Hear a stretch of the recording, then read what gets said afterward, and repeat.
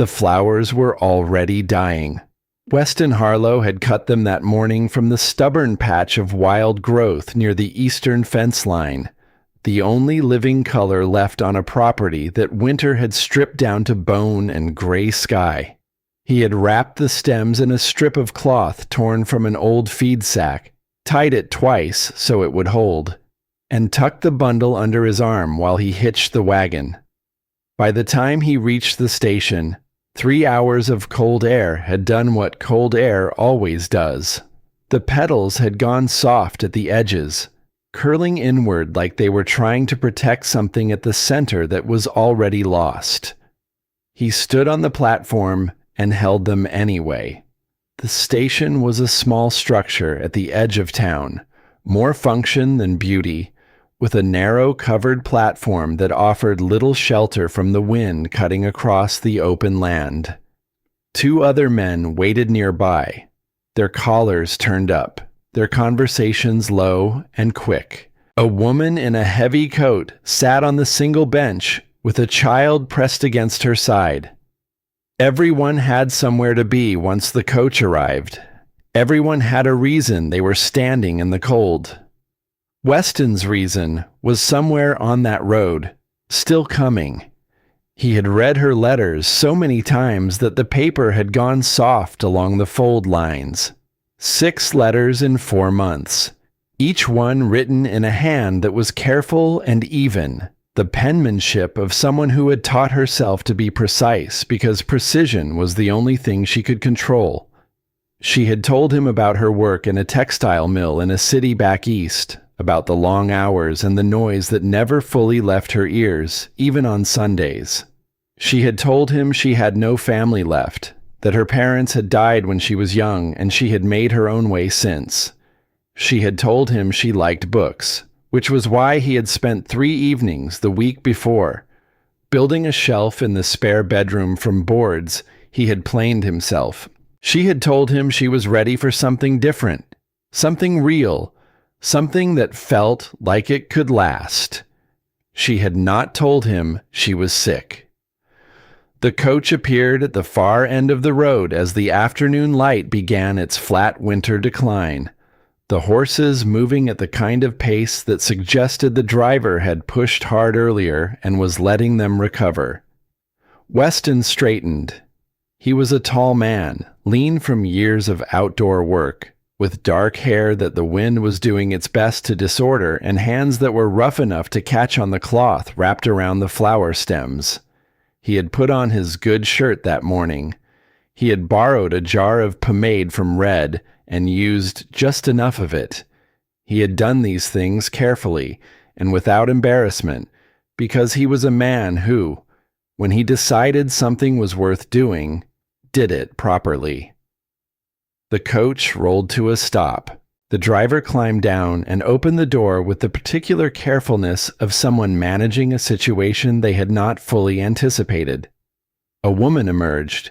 Then she stopped being a woman emerging from a coach and became something else entirely. A person whose body had simply run out of whatever it had been running on, and she went down like a candle flame that had burned through the last of its wick. Not violently, not dramatically, just quietly, inevitably, the way a thing falls when it has been holding itself up for too long. Weston was moving before she hit the ground. He caught her by the arm and then by the waist, taking her weight against his side with the reflexive competence of a man who had spent years hauling and lifting and steadying things that could not steady themselves. She was lighter than he expected, disturbingly light. Her coat was thin and damp, and when he pulled her upright against him, he could feel, even through the layers, the heat radiating off her in waves that had nothing to do with the afternoon or the exertion of the journey. Up close, she was younger than her letters had made her seem. Her face had the particular pallor of someone who had been fighting a fever long enough that her body had forgotten what normal felt like. Her lips held a faint bluish cast. Her auburn hair, damp at the temples despite the cold, had partially escaped whatever she had used to pin it and lay against her cheek in dark strands. Her eyes, when they flickered open for just a moment, were green and unfocused, and somewhere else entirely. The driver came around the side of the coach with the expression of a man relieved to be handing a problem to someone else. He said she had started coughing badly 2 days back, said she had refused to stop, said she had told him she had someone waiting at the end of the line and that was the only destination she was interested in discussing. Weston looked down at the woman in his arms. She had traveled for days while her lungs were turning against her. She had gotten on that coach and stayed on it, and she had arrived. Barely. But she had arrived. He picked up the flowers from where they had fallen on the platform boards. He set them on the bench beside the woman in the heavy coat, who accepted them without comment, as if she understood something about the moment that he was only beginning to. Then he carried Iris Calloway to his wagon and drove her to Doc Greer. The doctor's house sat on the quieter end of the main street, a 2-story structure with a lamp always burning in the ground floor window, because Doc Greer believed that people in need should always be able to find the light. He was a steady man in his 60s, white-haired and unhurried, with the kind of calm that comes not from indifference, but from having seen enough of the worst that the ordinary world throws at people that very little surprises him anymore. His wife Helen was a tall woman with gray-streaked hair and a practical efficiency that made her indispensable to everything her husband did. Helen took one look at Iris and had her on the examination table in under a minute. Weston waited in the front room. He sat in one of the wooden chairs by the window and looked at his hands and listened to the sounds from the other room and tried to arrange his thoughts into something useful. This was not what he had prepared for.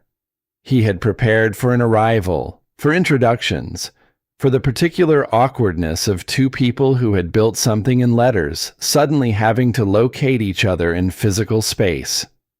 He had prepared for her to be tired from the journey, maybe nervous, possibly disappointed when she saw how far the nearest town was from the property and how modest the farmhouse still was despite the whitewashing and the new curtains and the shelf he had built. He had not prepared for this. Doc Greer came out after what felt like a long time and stood in the doorway with his hands in his pockets and his expression arranged carefully in the way of a man delivering information that needs to land gently. "Pneumonia," he said. "A serious case." The journey had not caused it, but it had made it considerably worse. She had been sick for weeks, he thought, based on the state of her lungs. She was also malnourished, her body running on something closer to determination than to any adequate reserve of nutrition. The next several days would be the critical period. She needed warmth and rest and consistent care, and someone to watch her through the nights. He paused. Then he said what he felt he needed to say, which was that Weston had never met this woman, that the obligation of their arrangement did not extend to this, that if he needed to make a different decision, now was the time, and no one who understood the situation would think less of him for it. Weston looked past the doctor's shoulder toward the closed door of the examination room. He thought about the fold lines in her letters. He thought about the careful, precise handwriting of a woman who had taught herself precision because it was the only thing available to her. He thought about how she had gotten on that coach and stayed on it. He asked if the Reverend was still in town. Doc Greer looked at him for a long moment. Then he nodded. Helen's expression, when she came out and understood what was being proposed, shifted through several things in quick succession before settling on something that was equal parts concern and a kind of quiet approval She hadn't quite decided to show yet. She asked if he was certain. She asked if he understood that the woman in the other room could not consent to what he was proposing, could not weigh the decision or participate in it in any way. Weston said that Iris Calloway had made her consent plain when she spent 6 months writing letters to a man she had never met, when she left the only life she knew, when she had gotten on that coach already sick and stayed on it all the way to the end of the line. She had made her decision. She had made it repeatedly and at considerable cost to herself. He was not overriding her choice. He was honoring it. Helen looked at him for a long moment. Then she went to find Reverend Aldous. The Reverend was a spare, serious man with a voice that carried natural authority without requiring volume. He arrived with his coat still being buttoned and listened to the situation with his hands folded and his eyes moving between Weston and Doc Greer with the measured attention of someone assembling the full picture before forming an opinion. When he spoke, it was to say that the circumstances were unusual enough that he wanted to be clear about his understanding before he proceeded, and then he laid out his understanding clearly and asked if he had it right. He had it right. The ceremony was brief and without ceremony, which was perhaps the most honest thing about it. Iris lay on the examination table with a clean blanket pulled to her shoulders and her eyes closed, her breathing audible in the quiet room, each inhale a small labor. The lamp on the side table gave the room its only warmth of color. Doc Greer and Helen stood as witnesses on either side. The Reverend read the words that the occasion required. Weston said what he was asked to say in a voice that was quiet and clear and did not waver. There was no one to speak for Iris, so the Reverend acknowledged the letters, the journey, the choice she had already made, and folded them into the service as the record of her will. When it was done, the Reverend closed his book and looked at Weston with the particular expression of a man who has just done something he will be thinking about for some time. He said he hoped the season would be kinder than it had started. Then he put his coat back on and went out into the dark. Helen touched Weston's arm briefly as she passed him to check on Iris. She did not say anything. She didn't need to. The drive back to the property took the better part of an hour. Weston had lined the wagon bed with blankets before he left that morning, some instinct having nudged him toward preparation without fully explaining itself, and now he understood what the instinct had been for. He settled Iris as carefully as he could, her head cushioned, the blankets tucked close. She stirred once, a small sound escaping her that might have been a word or might have been nothing, and he spoke to her in a low, even voice, telling her she was safe, telling her she was almost home. She did not wake, but the small sound did not come again. The farmhouse was dark when he pulled up, but the kitchen stove had been banked before he left, and the interior held its warmth. He carried Iris inside and made the decision, quickly and practically, to put her in the main bedroom rather than the spare room, because the main bedroom was closer to the stove and stayed warmer through the nights, and that was what mattered right now. He laid her down carefully and stood looking at the room for a moment with the particular stillness of a man taking stock. The spare bedroom was where he had put the new curtains, the whitewashed walls, the shelf he had built with her in mind. He had imagined her walking in there and seeing those things and feeling that someone had thought about her arrival, had made space for her specifically, had wanted her to feel expected rather than merely accommodated. She had not seen any of it yet. She might not see it for days. He went to the kitchen and built up the fire and put water on to heat.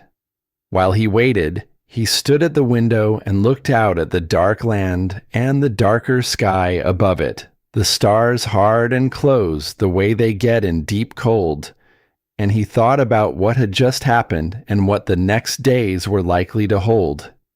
Red, his ranch hand, was 20 years old and had been working the property for 2 years. He had come to the region the way young men come to frontier country, without a fixed plan, drawn by the particular gravity of open land and honest work, and finding in Weston Harlow an employer worth staying for. He appeared in the kitchen doorway with a lantern, having heard the wagon return, and absorbed the situation with the straightforward efficiency of someone who understood that there would be time for questions later, and that right now the most useful thing was to be told what was needed. He was told. He asked 2 questions, both practical. Then he went to tend to the horses, and did not ask anything else.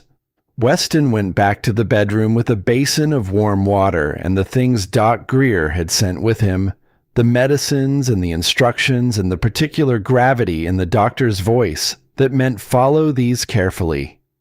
He sat in the chair beside the bed and began the work of the night. She woke sometime near midnight, not fully, not coherently, her eyes opening to a room she had no framework for yet. She looked at him without recognition. Her lips moved. He leaned forward. The word she said was not his name. It was a name he did not know, spoken with the particular softness of someone reaching for something they lost a long time ago. He told her quietly that she was safe. He told her she was at the farmhouse. He told her his name, knowing she could not hold it yet, knowing it would need to be told again in the morning and possibly many mornings after that. She turned her head on the pillow and closed her eyes, and the fever pulled her back under. Weston stayed in the chair. Outside, the wind moved across the open land with the patience of something that had been here before any of them and would be here long after. The lamp burned low. The fire in the kitchen kept its steady hold against the cold, and in the spare bedroom down the hall, a shelf stood empty in the dark, waiting, the way things wait when they have been made for a specific purpose, and the purpose has not yet arrived to fill them. She was here. She had made it. Whatever came next, she had made it.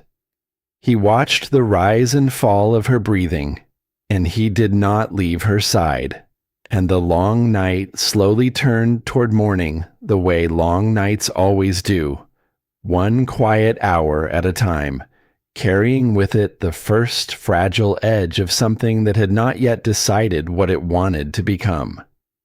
The first week passed the way difficult things pass when there is no choice but to move through them, slowly and 1 hour at a time.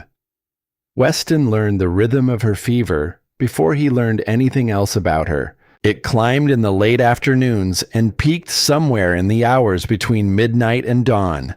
And during those peak hours, she was somewhere he could not reach, moving through a landscape made entirely of heat and old memories, and the particular cruelty of a mind that keeps returning to its most unguarded places when the body's defenses are down. She called out sometimes, names he did not know, questions with no answers available in the room. Once, in a voice so small it barely made it across the distance between them, she said the word please with a weight that told him it was not the first time she had said it into the dark and received nothing back. He stayed in the chair beside the bed. He changed the cool cloths on her forehead when they warmed. He coaxed water past her lips in small amounts, tilting the cup with the patience of someone who understood that patience was the only tool that worked here. He listened to the quality of her breathing the way a man listens to weather, learning to distinguish the sounds that meant the same and the sounds that meant worse. cataloging each variation against what Doc Greer had told him to watch for. Red managed the property without being asked. He rose before light and worked until dark and appeared at the kitchen door twice each day with food he had prepared, with more care than his years should have allowed, setting it down quietly and asking only whether there was anything else needed. Weston found himself grateful for the young man's particular brand of usefulness, which was the kind that understood when presence was better than conversation. Doc Greer rode out on the third day. He stood at the bedside for a long time, listening to Iris's lungs with an expression that revealed nothing, and then he stepped back and turned to Weston with the careful, measured optimism of someone who had learned not to offer more hope than the situation had yet earned. The fever had not broken, he said, but it had not climbed further. Her lungs were congested but not worsening. She was fighting, and her body, despite everything it had been put through, had more reserves than it had appeared to have when she arrived. He left more medicine and more instructions and said he would come again in 2 days. At the door, he paused and looked at Weston with something that was not quite a question. Weston told him he was fine. Doc Greer nodded the way a man nods when he believes about half of what he's been told, and decides the other half is not his to push on. On the 5th night, the fever broke. Weston was not asleep when it happened. He had not been sleeping in any meaningful way since her arrival, taking an hour here and an hour there when his body refused to continue without it, always in the chair, always with some part of his attention still tuned to the sounds from the bed. He was awake when the quality of her breathing shifted, when the terrible radiant heat that had been coming off her skin began to ease, when she stopped moving restlessly against the pillow and simply lay still in the particular stillness of a body that has finally been allowed to stop fighting for a few hours. He sat forward in the chair and pressed the back of his hand lightly to her forehead. The difference was unmistakable. He sat back. He looked at the ceiling for a moment. Then he put his face in his hands and stayed that way for a while, not making any sound, just letting the last 5 days of held breath find somewhere to go. She woke properly the following morning. He knew immediately that it was different from the other times she had surfaced, those confused and feverish moments when her eyes had opened without really seeing. This time, there was awareness in her face, the distinct quality of a person actually present in the room they were in. She looked at the ceiling first, then at the window, then at him, and the look she gave him was one of careful, slightly bewildered assessment. He had been sitting in the same chair for 5 days. He was aware in the way that a man becomes aware of such things only when suddenly observed, that he had not shaved since she arrived, that his hair was in a state that the pomade from Red's collection could not currently help, that the shirt he had put on so carefully on the morning of her arrival had long since been replaced with something that prioritized function over presentation. She studied him for a long moment. Then she said, in a voice made rough and low by everything her throat had been through, "You can end the arrangement. I won't hold you to it. I won't cause trouble." The words were careful, measured. The words of someone who had rehearsed for the possibility of rejection long enough that they had the language for it ready, worn smooth from handling. Weston looked at her. Then he stood up, went to the kitchen, and put the kettle on. When he came back with a cup of broth that Helen had sent over the previous afternoon, he sat back down in the chair and held it out toward her. She pushed herself up slowly, her face tightening with the effort, and took the cup in both hands. Her hands were unsteady, and he stayed close enough to catch it if she needed him to without making a production of staying close. He did not answer what she had said. He wasn't sure an answer was what it required. She drank the broth in small sips and looked at the window. Outside, the land was the flat, pale gray of deep winter, everything stripped and waiting. She looked at it the way people look at things they are trying to understand from scratch. Before he left the room to let her rest, he placed a second blanket across the foot of the bed. He did it without comment. She watched him do it without comment. Neither of them named what the gesture was. The days that followed had their own rhythm, different from the emergency rhythm of the first week, slower and more tentative, like a conversation feeling for its footing. Iris was weak in the specific way that serious illness leaves a person weak, not just physically depleted, but somehow temporarily unmoored, as if the effort of survival had used up not only the body's resources, but some of the ordinary confidence that allows a person to move through a day without thinking about it. She slept a great deal. She ate what was brought to her without complaint, but also without appetite. She asked for water frequently, which Doc Greer said was a good sign, the body remembering what it needed. Weston checked on her in the mornings and the evenings, and whenever Red was managing things outside, and there was no immediate work requiring his hands, he did not hover.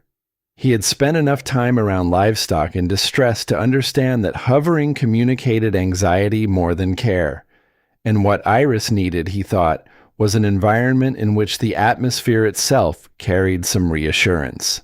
So he kept the fire at an even temperature and the house at a reasonable quiet, and he brought things to the room only when they were needed, and gradually, tentatively, the quality of her wakefulness began to change.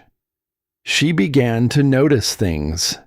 He saw her noticing in the specific way of someone whose observational habits have been sharpened by years of needing to read situations quickly and accurately. Her eyes moved around the room, cataloging details, returned to the same points more than once, as if cross-referencing something. She noticed the grain of the boards on the wall. She noticed the weight and quality of the blankets. She noticed one morning when he set down a tray and leaned across her to adjust the pillow behind her back, the burn scar on his right wrist. It ran from just below his palm to a point several inches above the wrist bone, not wide, but definitive. The healed tissue lighter than the surrounding skin and slightly different in texture. He had stopped being conscious of it years ago, the way a person stops being conscious of any permanent feature of their own body. And in that moment, leaning across the bed, he became conscious of it again through her eyes. She did not ask.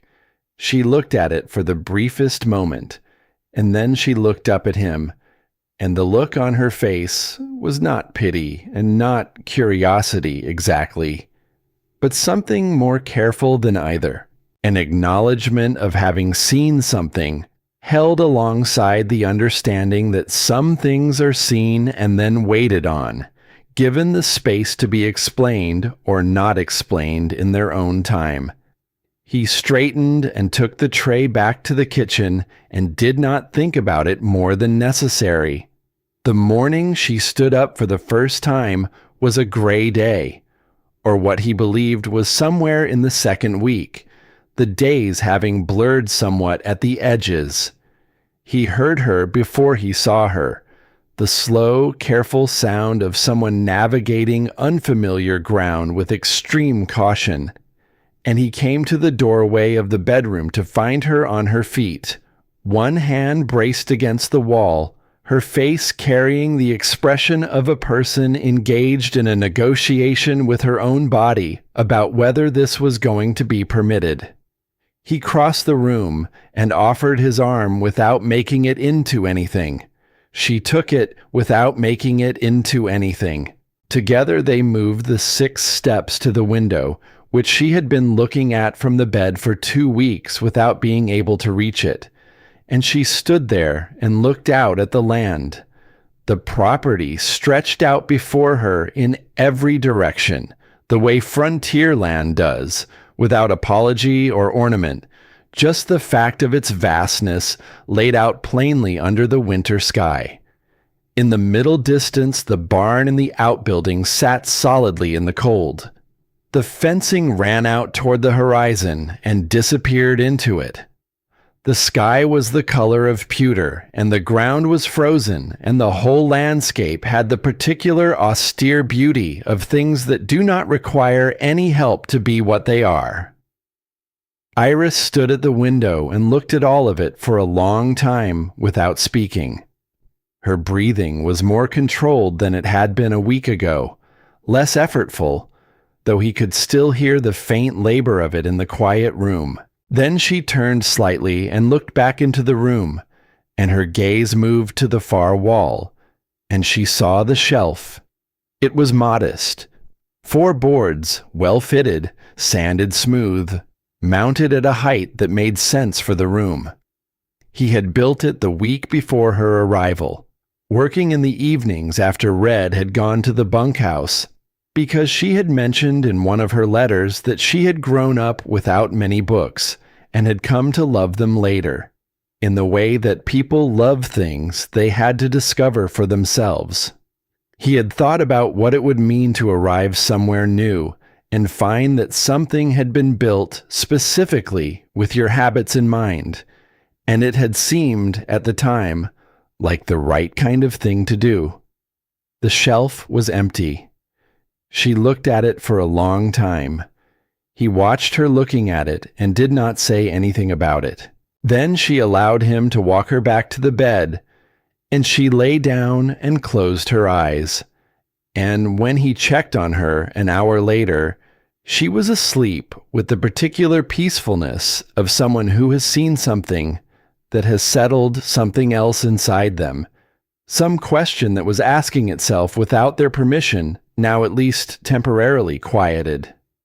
That evening, Silas Vance came to call.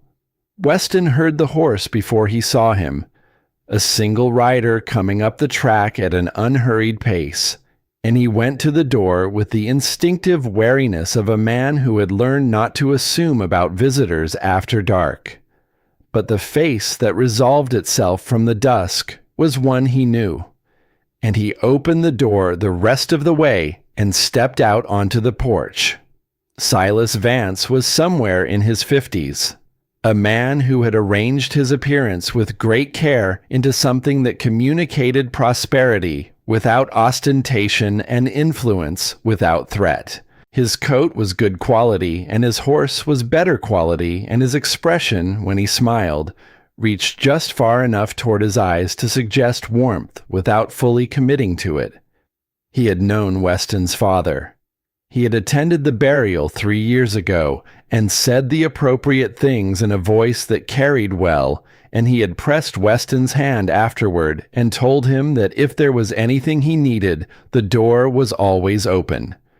He came inside when invited and accepted coffee when offered and sat at the kitchen table with the ease of someone accustomed to sitting at other people's tables. He asked after Iris with the right degree of concern and the right degree of delicacy, acknowledging the unusual circumstances of the marriage without dwelling on them, pivoting to hope for her recovery in a way that sounded practiced only if you were listening for it. Then, with the same seamlessness, he asked how the property was doing. It was a natural question, a neighborly question, the kind of question that has been asked between men sitting at kitchen tables in difficult country since there have been kitchen tables and difficult country. Weston answered straightforwardly, because there was nothing in the question itself to be guarded about. The season had been hard. The herd was smaller than he wanted. The last contract for the spring had not been what he had hoped. Silas listened with the attentive sympathy of a man who has heard this kind of accounting before. He mentioned gently that he had been hearing similar things from others in the area. He mentioned, more gently still, that he had recently been in a position to help a few neighbors navigate difficult seasons, to offer what he called a bridge arrangement, something to stabilize things until conditions improved. He said Weston should know that the same offer extended to him if it ever became relevant. Said it not as pressure, but as information. Said it the way a man places a card on a table so that everyone can see it is there. Weston said he appreciated it. Silas said there was no need for appreciation between neighbors. He finished his coffee and stood and settled his hat, and said to give his regards to the new Mrs. Harlow when she was well enough to receive them. After the horse's hoofbeats had faded down the track, Weston stood at the kitchen window and looked at the place where they had gone. Something in the conversation had left a residue he could not immediately name. Not a word or a moment he could point to, just a texture, a quality of the air after the door closed, the way a room sometimes feels different after a certain kind of visitor has left it. He cleared the cups and banked the fire and did not think about it further. There was nothing specific to think about. There was only the feeling, and feelings without evidence were not something a man in his position could afford to spend much time on. What he did not know, and would not know for some time, was that Iris had been awake. She had heard voices in the kitchen the way a person hears things from the next room when lying still in the dark, imperfectly, in pieces. Enough to know the shape of a conversation without all of its content. She had heard Silas Vance's voice, easy and warm and positioned carefully on the pleasant side of every subject it touched. She had heard the conversation move toward the property, toward numbers, toward the careful architecture of what had been presented as helpfulness. She had worked for 7 years in an environment where the language of commerce was spoken on top of another language entirely, where the words being said and the words being meant were two separate documents, and she had learned to read both simultaneously because the cost of not doing so had been made clear to her early and often. She had heard men speak the way Silas Vance spoke, with that particular fluency that arranges every sentence into a gift while the hand that holds it out is doing something else entirely. She was too weak to do anything with what she had heard. She was not strong enough to sit up in bed without assistance, let alone to examine its implications or act on them in any useful way. But the part of her that had survived what it had survived did not discard information simply because it could not be used immediately. She filed it away in the careful interior ledger she had been keeping since she was 15 years old, and she lay in the dark, and she listened to Weston move through the house doing the final tasks of the evening, and eventually she closed her eyes. The property was quiet. The land outside was cold and wide and indifferent to all of it. But somewhere in the room, in the bag that had traveled with her across the full distance of her old life into the uncertain geography of this new one, the small blue-covered book her mother had left her lay in the dark alongside everything else she had brought and had not yet been ready to put down or to set out in the open. Not yet home enough to unpack it, not yet willing to let it go. Both things true at the same time, the way so many true things are, and the winter outside pressed close against the windows, and Weston Harlow sat back down in the chair by her door because old habits from the first hard week had not yet released their hold on him, and the lamp burned low, and the night continued doing what nights do, moving the world quietly from one thing toward another, 1 hour at a time. 3 months had passed since the afternoon she arrived, Her lungs had healed as quietly and stubbornly as the rest of her. The ice began to loosen its grip on the land the same week Iris began to loosen her grip on the bed. It happened gradually, the way recoveries happen when the body has been genuinely threatened rather than merely inconvenienced. Not a single morning when she woke up well, but a slow accumulation of slightly better days, each one adding a small increment of capability to the one before it. She could sit up without assistance before she could stand without the wall. She could stand before she could walk the length of the hallway. She could walk the hallway before she could manage the kitchen, and managing the kitchen was the threshold that mattered, because the kitchen was where the household lived, and reaching it meant rejoining something. Weston had not asked her to do anything. He had not suggested tasks or indicated expectations or made any gesture that could be interpreted as impatience. But Iris had spent enough of her life in environments where her presence was only as welcome as her usefulness to have developed a finely calibrated awareness of the difference between being cared for and being tolerated. And what she felt in this house was neither.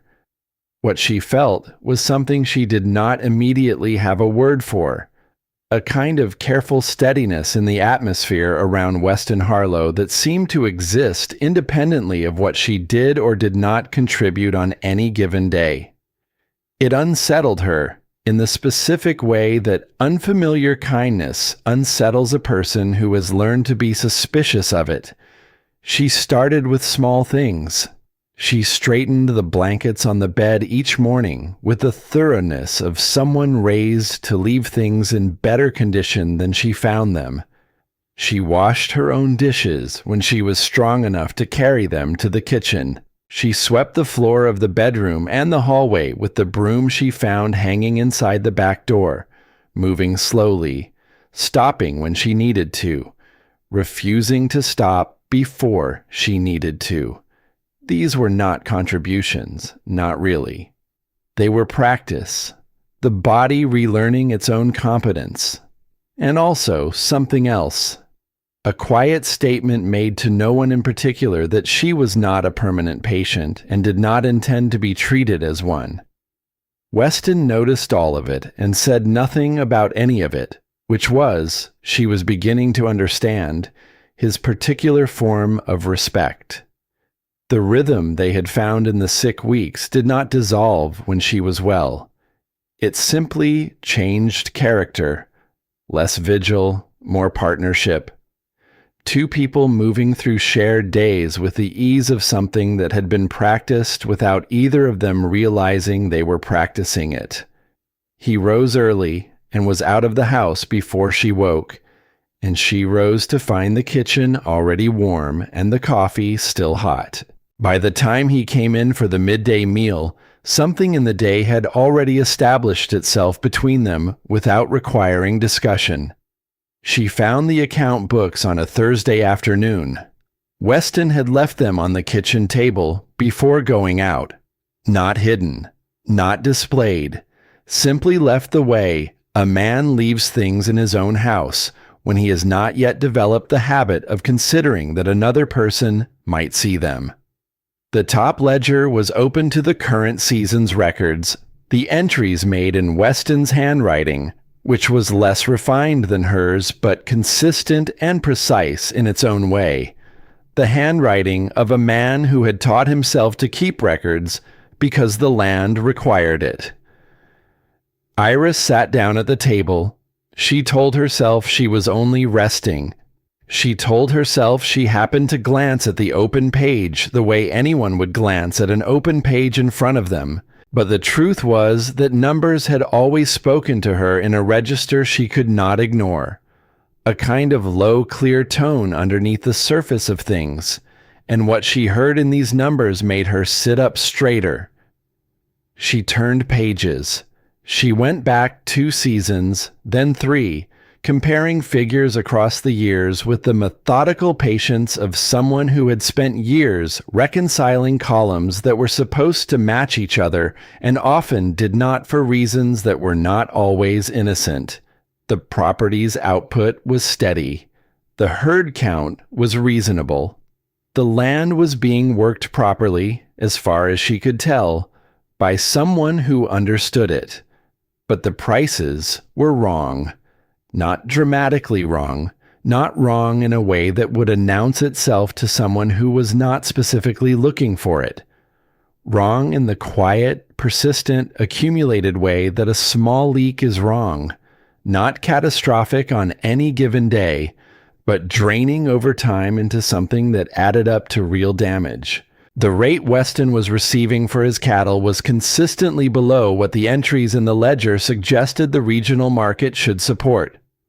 The costs of certain supplies came in consistently above what comparable operations would have paid. The pattern was subtle, and it was steady, and it had been running for at least 3 seasons. She sat with it for a long time. Then she took a blank sheet of paper from the back of the ledger and began to write. Not her conclusions, not yet.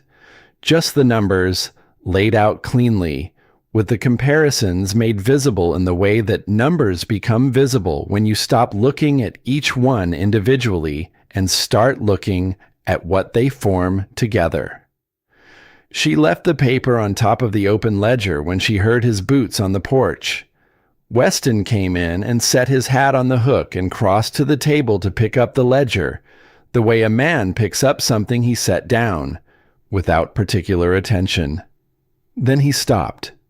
He looked at the paper she had left. He picked it up and read it.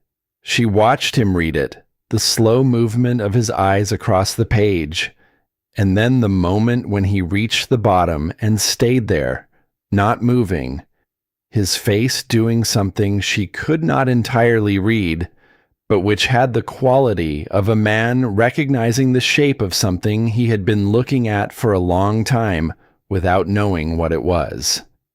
He looked up at her. She said, carefully, that she had been a bookkeeper, that she had not meant to intrude on his records, that she had only looked because the numbers had been in front of her, and numbers, for her, were difficult to ignore. He looked back at the paper. He set it down on the table between them and pulled out the chair across from her and sat down. He did not say she had overstepped. He did not say anything at all for a moment. Then he said, in the quiet, level voice she was coming to know as his default register for things that mattered, that he would like to understand what she had found. So she told him. She walked him through it the way she would have walked a factory owner's assistant through a discrepancy in the accounts, clearly and without embellishment, pointing to the specific figures and explaining what they meant in relation to each other. He listened with the complete attention of someone who is hearing something important and knows it. He asked 2 questions, both precise, and she answered them. And when she was done, he sat back in his chair and looked at the ceiling for a long moment. She watched the information settle into him. She watched him begin to understand not just the numbers, but the implication beneath the numbers, the presence of an architecture that had been built carefully and quietly around his property while he had been focused on keeping the property alive. He did not look alarmed.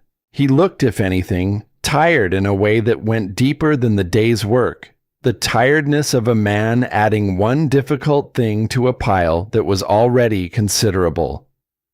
She did not tell him about Silas Vance, not that evening.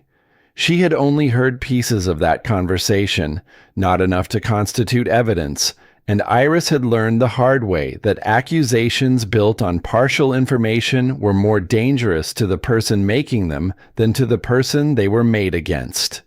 She needed more than a feeling. She had the numbers now. The numbers were a beginning. The evening after she showed him the accounts was the first evening they spent together deliberately rather than adjacently.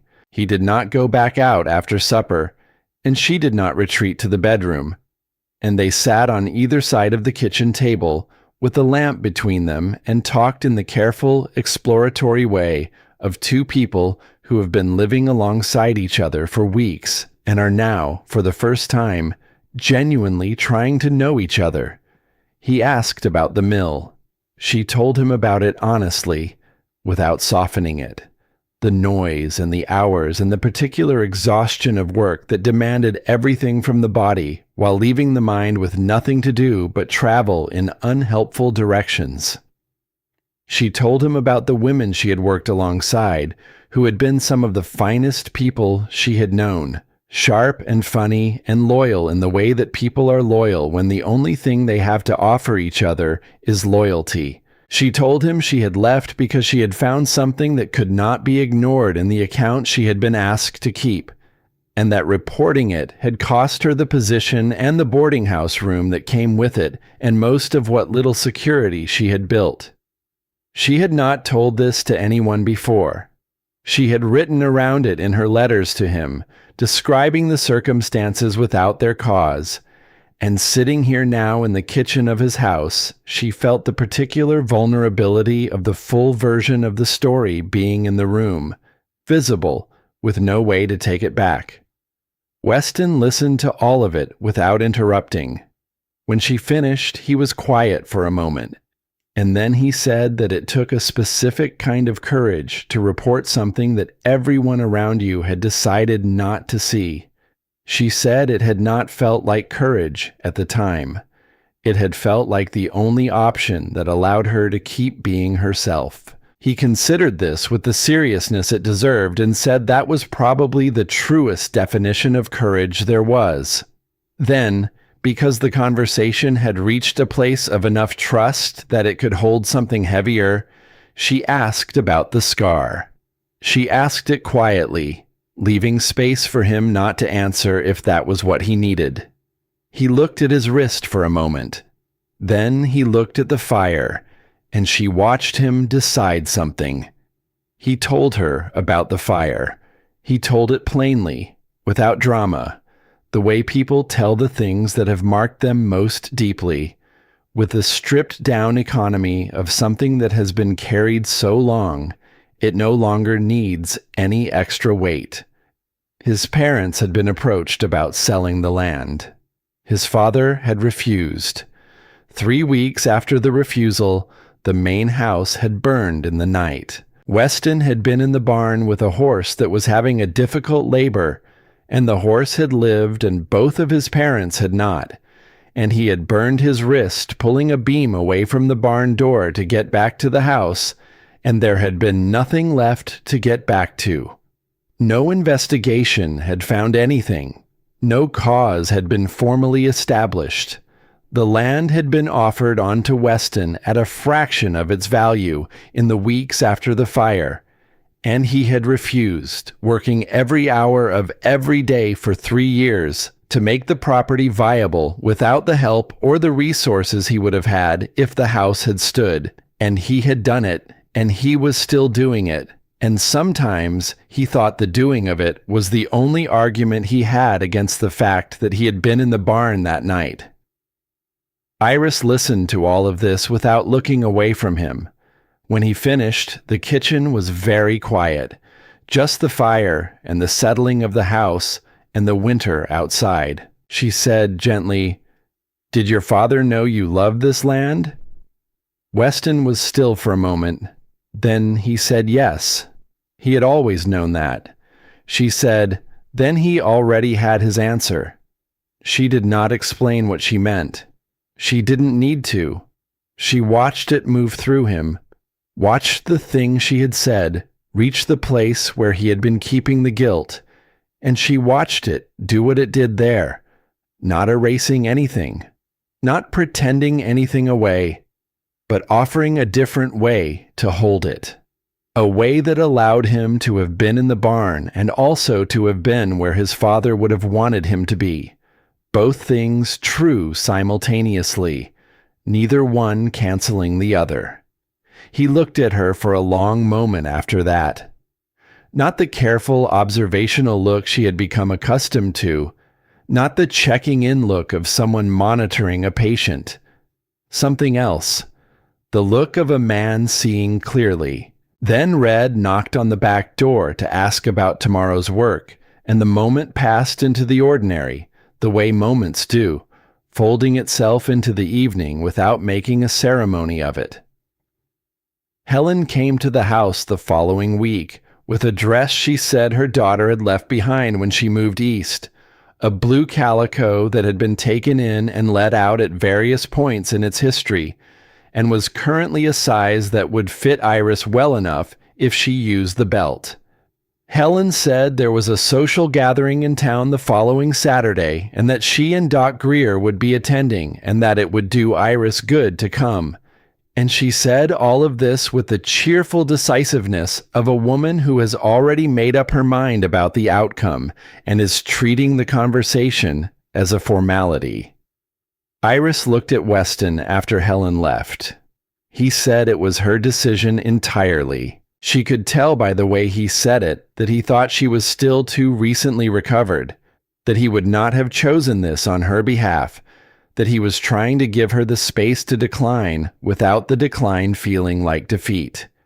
She said she would like to go. She was not sure she could explain the reason adequately, even to herself.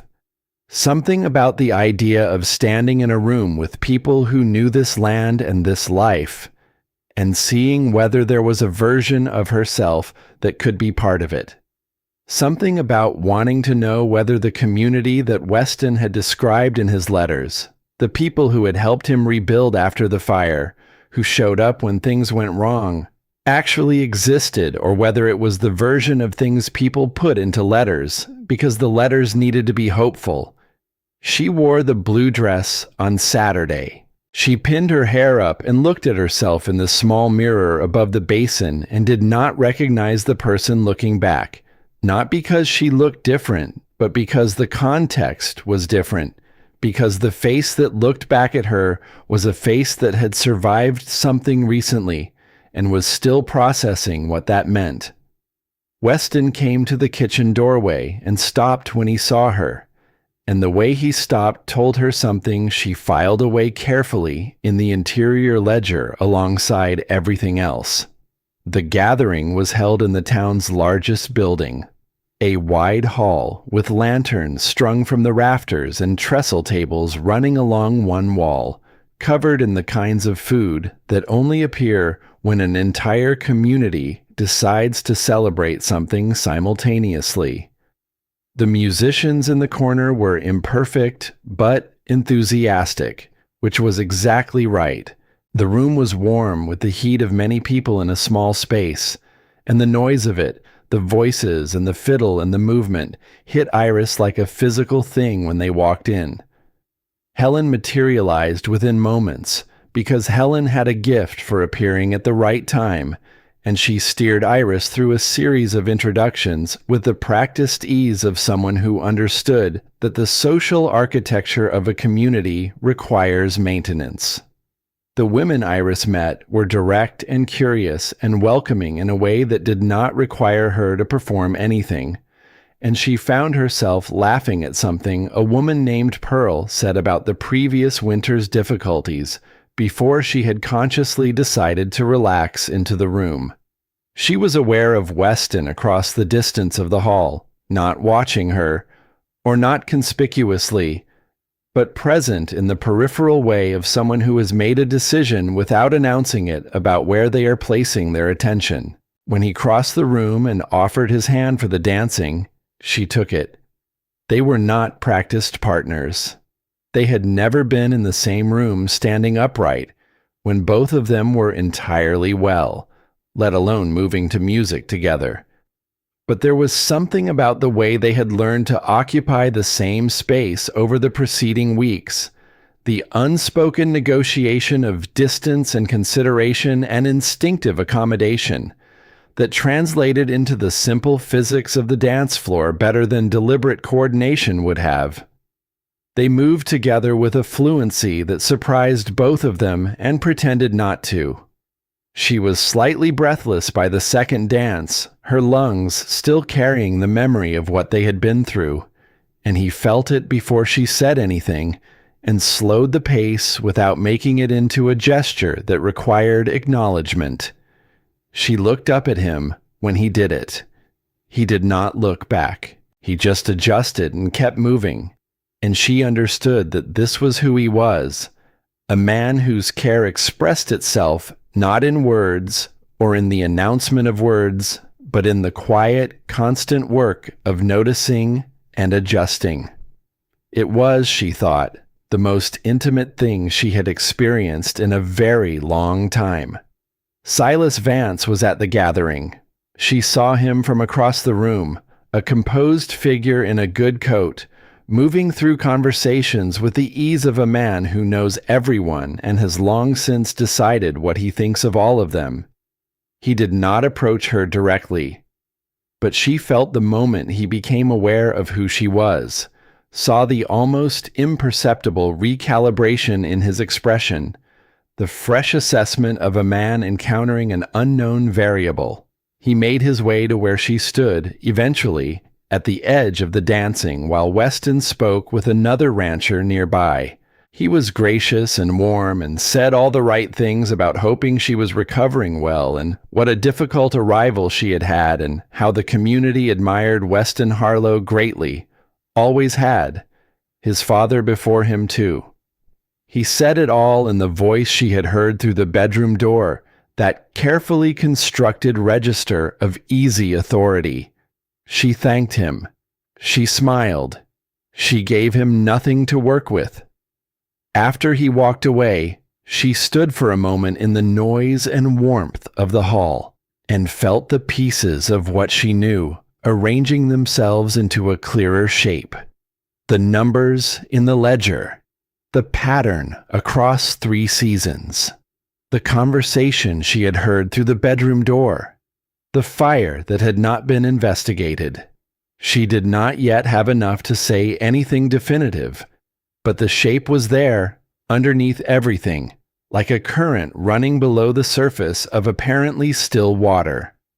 Weston appeared at her side. He had seen the brief exchange with Silas, and his face asked a question without his mouth forming one.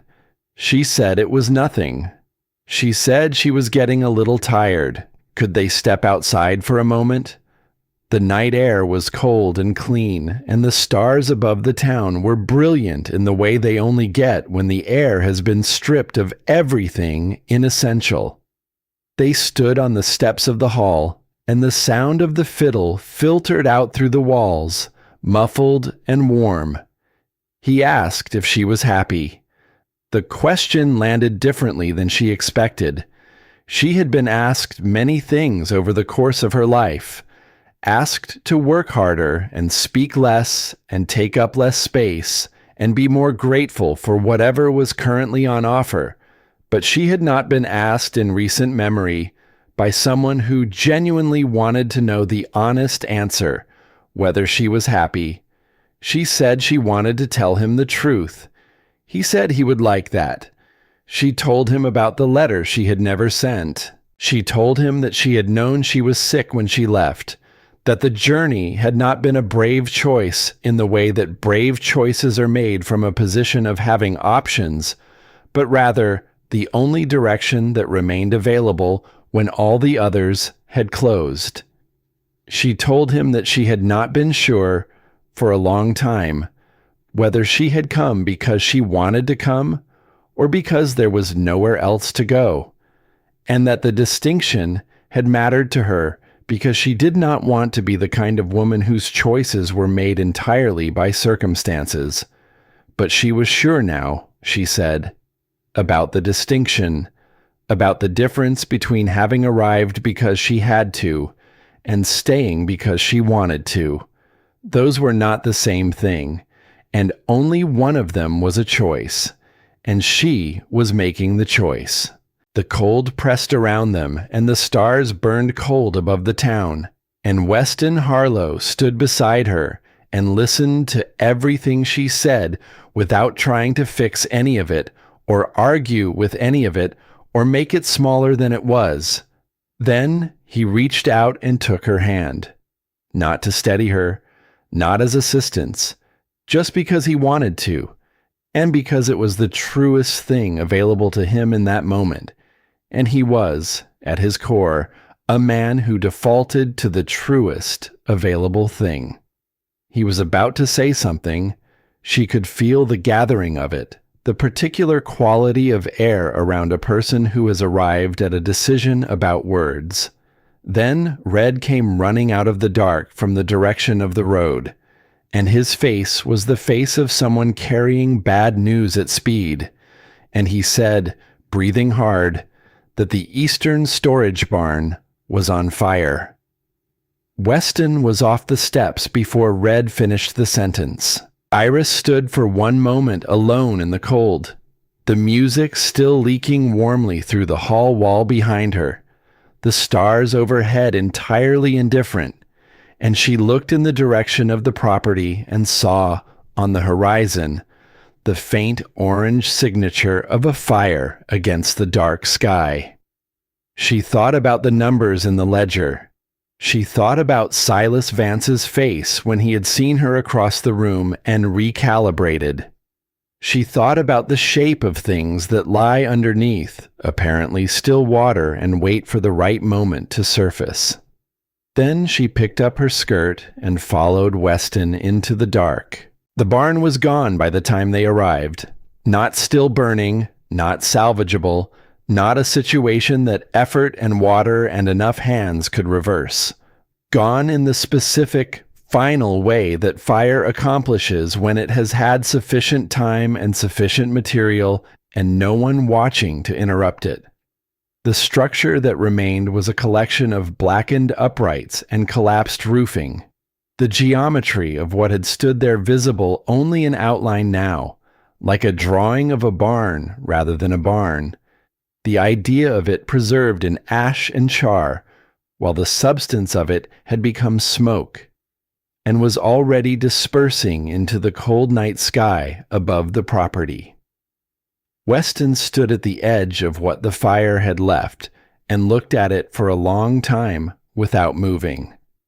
Iris stood slightly behind him and to the side, not crowding the moment, understanding that this particular kind of looking required space around it. Red was there too, and two neighbors who had seen the glow from their own properties and come without being asked, the way people come in country where the distances between places mean that someone showing up is a decision that costs something. They had buckets and they had blankets, and they had arrived too late for any of it to matter, and they stood now in the uncomfortable position of witnesses to a loss they could not reduce. The grain stored in that barn was the reserve for the spring contract. The contract itself was not destroyed. It was paper in the house. It still existed in the legal sense. But a contract that could not be fulfilled was simply a different kind of problem wearing the same name. Weston had known this from the moment Red had said the words at the gathering, had known it the way a person knows the implications of things before their mind has finished processing the surface facts, the deeper mathematics of consequence running ahead of conscious thought. He had not said any of this on the ride back. He had said very little on the ride back.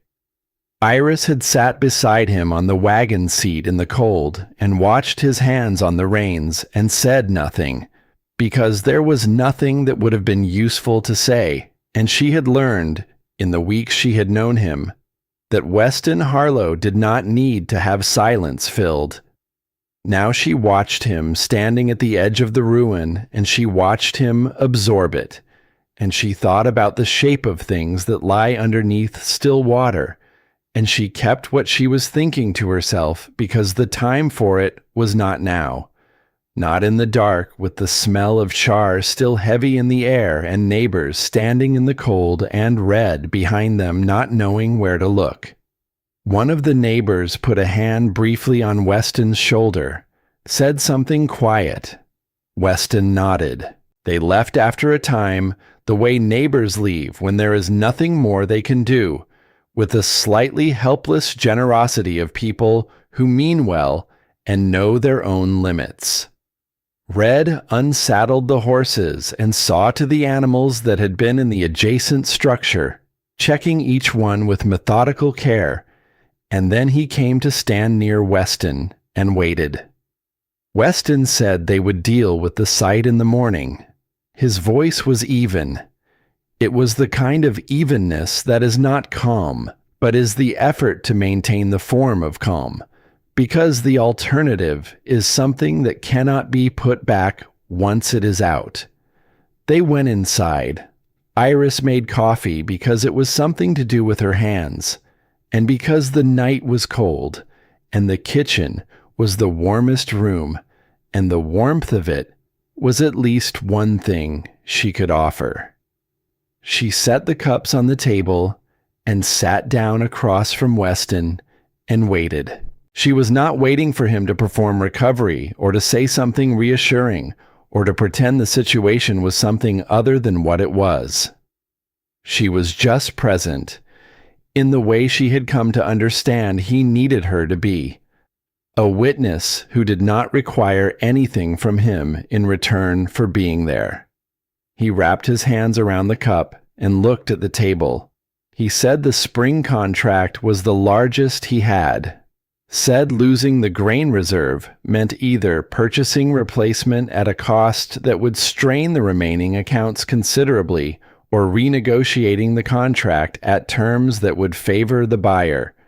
Said either way, the season would be tighter than he had planned, and that tight seasons had a way of compounding into subsequent seasons if the original margins were already narrow. He said it plainly, without self-pity, as a man states facts that must be stated before decisions can be made. Iris listened. She turned the coffee cup slowly in her hands. She did not say it would be all right, because she did not know whether it would be all right, and she had too much respect for him to offer comfort that was not grounded in anything. What she said was that she would like to look at the full accounts in the morning, that there might be options worth considering that were not yet visible from where they were standing tonight. He looked at her across the table, not with doubt, with something closer to the recognition of a man who has been alone with a problem for a long time and has suddenly, unexpectedly, been offered the presence of another mind. He said he would like that. Silas Vance came the next morning. He came at an hour that was late enough to be polite and early enough to be first, which told Iris something about the planning behind the visit. He rode alone, unhurried, and when Weston opened the door, there was on Silas's face an expression of concern so perfectly calibrated that Iris, watching from the kitchen doorway, felt something cold move through her that had nothing to do with the temperature of the house. He came inside. He said all the appropriate things about what a terrible thing had happened and how quickly fire moved in dry conditions and how the community would, of course, want to help in whatever way it could.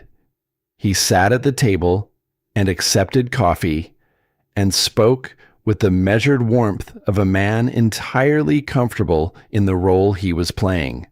Then he made the offer. He said he had been thinking, on the ride over, about what Weston was facing.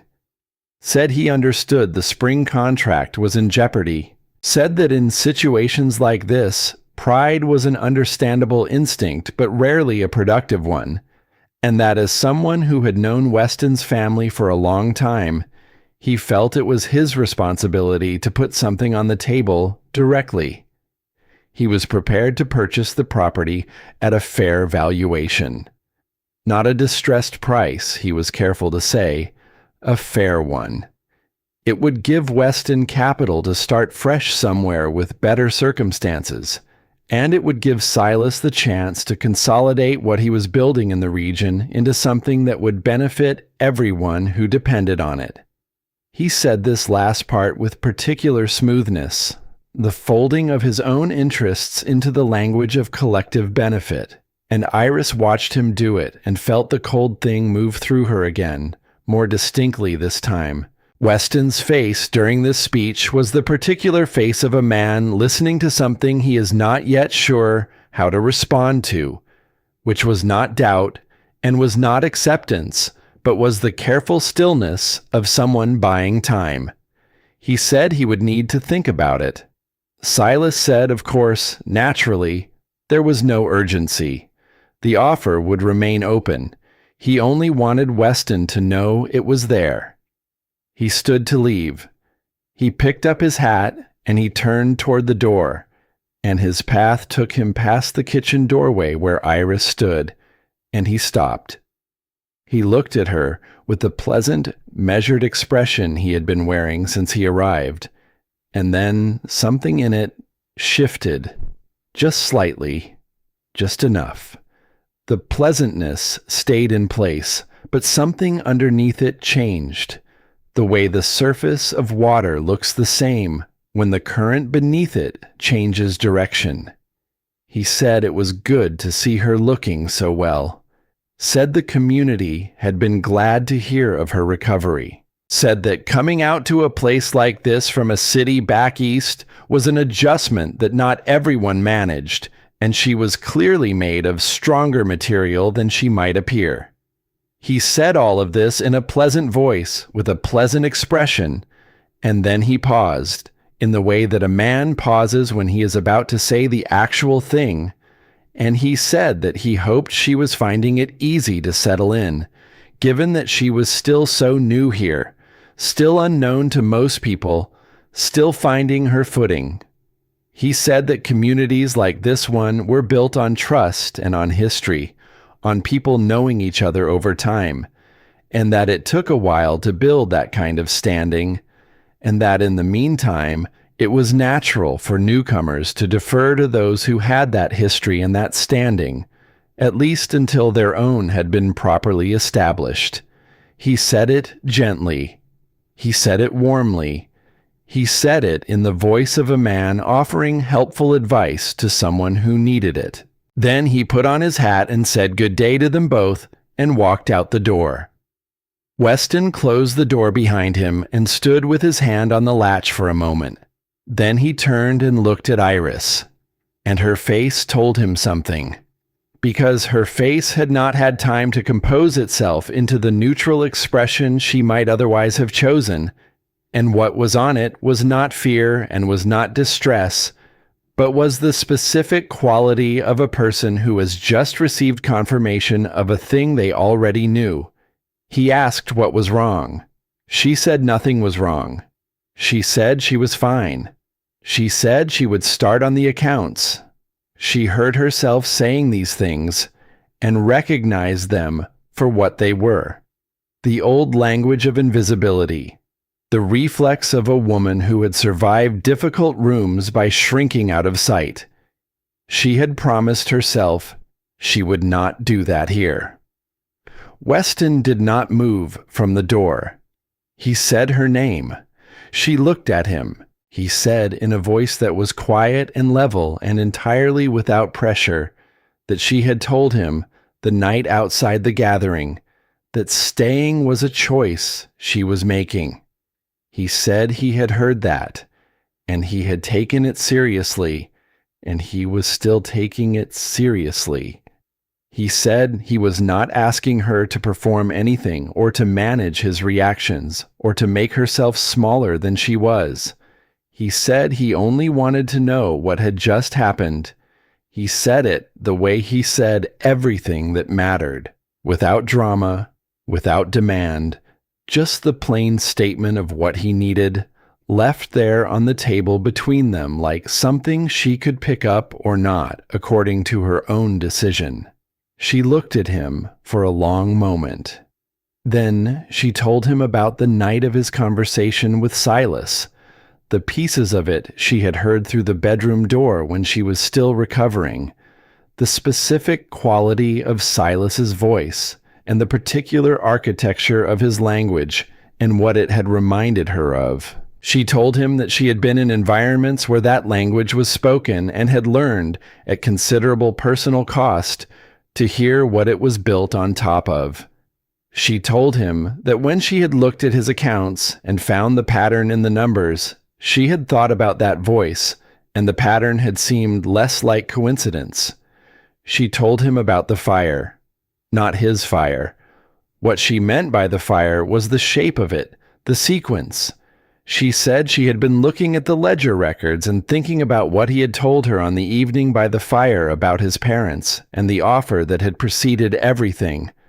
And she had been thinking about whether there was a way to find out if a similar sequence had preceded the situations that had led the neighboring properties to sell.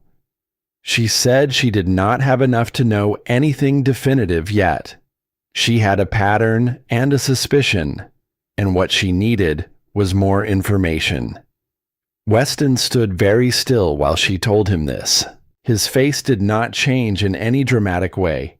What changed was something behind his face, some layer of things settling into a new arrangement, the way a landscape shifts when you finally see the geography that underlies it. He said the neighboring property to the east, the Alderman place, had sold 2 seasons ago after a bad run of luck that had seemed at the time like a sequence of unrelated problems. He said the property north of that had sold the season before, after similar difficulties that had also seemed unrelated at the time. He said he had thought about those situations more than once since his own hard season had begun, and had told himself he was looking for patterns that weren't there because it was easier than accepting that hard seasons were simply a feature of this kind of life. He said it quietly, with the particular exhaustion of a man who has been trying not to know something for a long time. Iris said she was sorry. She said she knew it was not a comfortable thing to have named. He said there was no point in comfortable things that weren't true, and that he would rather have the truth even when it was difficult, and that he was grateful she had told him. They sat with it for a moment, the full weight of it between them on the kitchen table, alongside the coffee cups and the ledger and the morning light coming through the window at its low winter angle. Then Red came to the back door, with news that changed the shape of the morning entirely. He had been in town the previous afternoon, after the fire, gathering what information he could about the situation with the contract.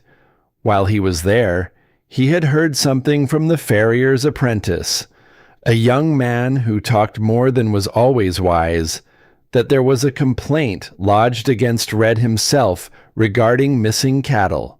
The complaint had been filed with the men who handled such matters in the town, and Red's name was attached to it specifically, and there were 2 men from Silas Vance's operation who were prepared to say they had witnessed something they had not witnessed. Red told this with the controlled anger of someone who knows that anger is not currently useful and is managing it with visible effort. He had not done what he was accused of. He was prepared to say so to anyone. He was also aware that being prepared to say so was not the same as being believed, particularly when the people saying otherwise had more standing in the community than he currently did. Weston's expression when Red finished was the expression of a man who has reached the point in a situation where the shape of it becomes undeniable, where the thing he had been telling himself was coincidence has assembled itself into something with a clear geometry and a clear intention. He said Red was not to do anything. He said Red should go about the morning's work as normally as possible, and he would go into town and address it directly. Iris said before he could stand that going into town and addressing it directly was what Silas expected him to do. Weston looked at her. She said it carefully, not as a challenge, but as an observation. She said that what had been built here had been built on making each situation look isolated, each problem look like its own distinct bad luck, and that the way it was maintained was by managing the responses. If Weston went into town angry about his ranch hand being falsely accused the day after his storage barn burned, he would be a man responding emotionally to a run of hard fortune. And that was a particular kind of man in a particular kind of difficulty. And she had seen what happened to that kind of man in those circumstances. She said what they needed was not a response. What they needed was a case. There was a long silence in the kitchen. Red stood in the doorway, looking at her with the expression of someone recalibrating their understanding of a person. Weston sat across from her with his hands flat on the table and looked at her, and she looked back at him and held her ground. He asked what she meant by a case. She said she meant the accounts and the pattern across multiple seasons and the properties that had sold under similar circumstances, and the sequence that preceded each of those sales. She said she meant the specific numbers she had already begun documenting and the additional numbers she would need to complete the picture.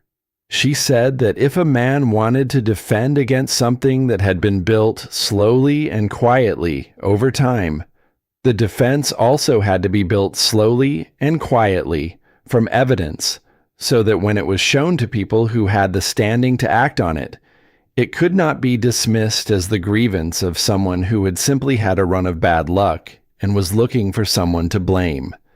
She said she needed a few more days. Weston asked if she could get what she needed in a few more days. She said she could. He looked at her for a moment longer. Then he nodded. He said he would find a reason to delay the town business for a few days, without it appearing that he was delaying it.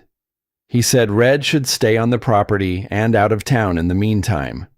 Red said that was not a problem. The next 4 days were the most concentrated work Iris had done since she left the mill. She worked at the kitchen table from early morning until the light went, and sometimes after the light went with the lamp pulled close, going through Weston's records season by season and building the picture in columns that told the story more clearly than any single entry could. She sent Red to the town's records office on a separate errand that appeared unrelated to ask about property transactions in the region over the past several years, and what he brought back gave her the additional columns she needed to complete the comparison. The picture, when it was complete, was unambiguous. Not ambiguous in the way of things that can be argued from multiple angles. Unambiguous in the way of arithmetic, in the way of columns that add up to the same sum, regardless of who is doing the adding. 3 properties, the same sequence in each. The same buyer at the end of each sequence. The same names appearing in the dispute records just before the final sales in 2 of the 3 cases. She organized it. She numbered each page. She wrote a summary at the front that laid out the conclusion first and the evidence behind it in the order in which it supported the conclusion, because she had learned that people read documents the way they read situations, looking for the meaning before they look for the details. And if the meaning was clear and the details were sound, the document was sound. She showed it to Weston the evening she finished it. He read it slowly and completely, the way he had read her notes that first time, and when he was done, he set it down and sat with it for a long moment. He said it was thorough. He said it was clear. He said he did not see how anyone looking at it in good faith could reach a different conclusion. She said there was a meeting of the town's business council in 2 days. She said she would like to attend it. He looked at her with the careful assessment of a man weighing something. He said it would be a difficult room. He said Silas Vance would be there, and Silas Vance had a long history in that room and with the people in it, and that history would not simply dissolve because a set of numbers was put in front of it. She said she understood that. She said she had presented difficult information in difficult rooms before, and she understood what she was asking to walk into. She said she was not asking his permission. She was telling him what she intended to do and giving him the opportunity to tell her if he saw a reason she was wrong about the approach. He did not tell her she was wrong about the approach.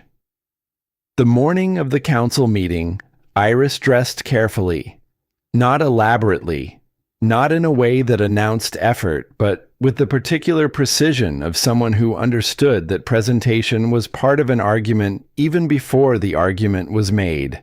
She took the document she had prepared and placed it in the satchel she had brought with her from her old life, the one that had come off the coach with her and survived everything that had happened since. And she put on her coat, and she was ready before. Weston was. He looked at her when he came into the kitchen and found her standing there, already gathered, already composed, and she saw in his face something she recognized from the evening by the fire. When she had told him what his father's knowledge of his love for the land meant, that particular quality of a man seeing something clearly and being moved by what he sees. He did not say anything. He opened the door. The council room was a plain space at the back of the main building in town, with a long table and chairs and the smell of wood and old paper. There were 7 men around the table when they arrived, and Silas Vance was among them, and his expression when Iris walked in behind Weston was the expression of a man who had not expected this particular variable and was adjusting in real time. She sat down. The business of the session proceeded through its ordinary matters for a time, and then Weston said that he had something he needed to bring to the council's attention, and the room adjusted its weight the way rooms do when they sense that something real is about to be said. He said that he had reason to believe that several of the property transactions in the region over the past few years had been preceded by a pattern of interference with those properties, and that his own property was currently subject to the same pattern, and that his wife had prepared a document laying out the evidence for the council's consideration. Silas said from across the table, in the warm and measured voice, that he was sorry to hear Weston was having difficulties, but that difficulties on the land were not uncommon, and it was perhaps worth considering whether the pattern being identified was a pattern at all, or whether it was simply the way hard times accumulated. Iris placed the document on the table. She said she understood that her standing in this community was recent and that she was unknown to most of the people in this room. And she said she was not asking them to take her word for anything. She said everything she was about to present was drawn from records that already existed in this town, in the property files and the transaction records and the dispute logs, and that the columns she had prepared could be verified against those records by anyone who chose to do so. She said she would like the opportunity to walk the council through what those records showed when they were placed alongside each other rather than examined in isolation. The room was quiet. Then Doc Greer, who had said nothing until this moment, said that he for one would like to hear it. She walked them through it. She took her time. She used the same clear language she had used in the document, the kind of language that did not require interpretation because it was doing the interpreting as it went, each number placed in its context, each pattern named as it appeared, the conclusion allowed to emerge from the evidence rather than being imposed on it. Silas spoke twice during the presentation, once to question the methodology in a way that was technically reasonable and which she answered directly and completely, once to suggest that the appearance of a pattern did not constitute the pattern itself, that coincidence existed and that attributing meaning to coincidence was a natural human tendency that the council should be cautious of. She said she agreed that coincidence existed and that caution was appropriate. She said the document did not ask the council to conclude anything. It asked the council to look at what the records showed and to determine for themselves whether further examination was warranted. When she finished, the room was quiet for a different reason than it had been quiet before. It was the particular quiet of people who have seen something they cannot unsee. Silas said from across the table that it was remarkable what conclusions a newcomer might draw from records she had only recently had access to, and that the council might want to consider the source as well as the information. Helen, who had arrived halfway through the presentation and taken a seat near the door, stood up. She said she had known Iris Calloway Harlow for several weeks. She said she had seen her arrive near death on a winter afternoon and had helped care for her through the days that followed, and that in that time she had formed a clear opinion of her character. She said she trusted the document and she trusted the woman who had prepared it, and she thought the council would be making a significant error if it allowed the comfortable habit of deference to a familiar name to prevent it from looking at what was in front of it. She sat back down. There was a long silence. Then one of the other men at the table said he thought further examination was warranted, and another man said he agreed. And the thing that Silas had built over several seasons in this room, the layered architecture of standing and trust and accumulated credibility, was not destroyed in that moment, but it developed a fracture. And fractures in things built on concealment have a way of finding their own completion over time. Silas stood. His expression had not changed, not dramatically, but something in the quality of his stillness had altered, the careful equilibrium of it, and Iris watched him recalibrate again, one more time, adjusting to a changed landscape. He said the council was, of course, entitled to examine whatever it wished. He said he had nothing to fear from examination. He said he hoped the community would keep in mind the importance of not disrupting the trust and cooperation that had made it what it was, over the ambitions of people who were still learning what it meant to be part of it. He said it directly to Iris. She held his gaze across the table and did not look away. Weston, beside her, did not touch her, did not move. But she felt him there, the solidity of his presence, steady and unambiguous, as the land he had refused to sell. Silas put on his coat and walked out of the room, and the door closed behind him, and the room breathed differently in his absence. Iris set her hands flat on the table and looked at the document in front of her and let the last hour find its place in her body, somewhere between her ribs, the particular location where the aftermath of hard things tends to settle before it disperses. Weston said her name, quietly. She looked at him. His face was the face of a man who has watched someone he cares about do something that cost them something, and who understands the full weight of both parts of that sentence.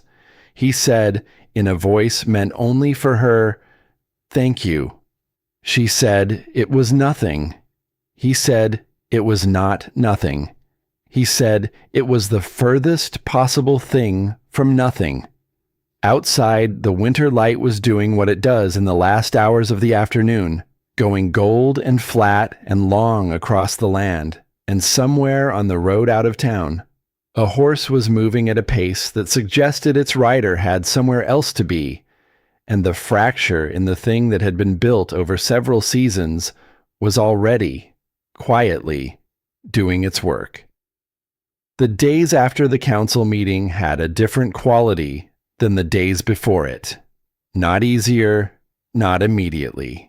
The practical problems remained what they were. The burned storage barn still stood as a blackened outline at the edge of the property.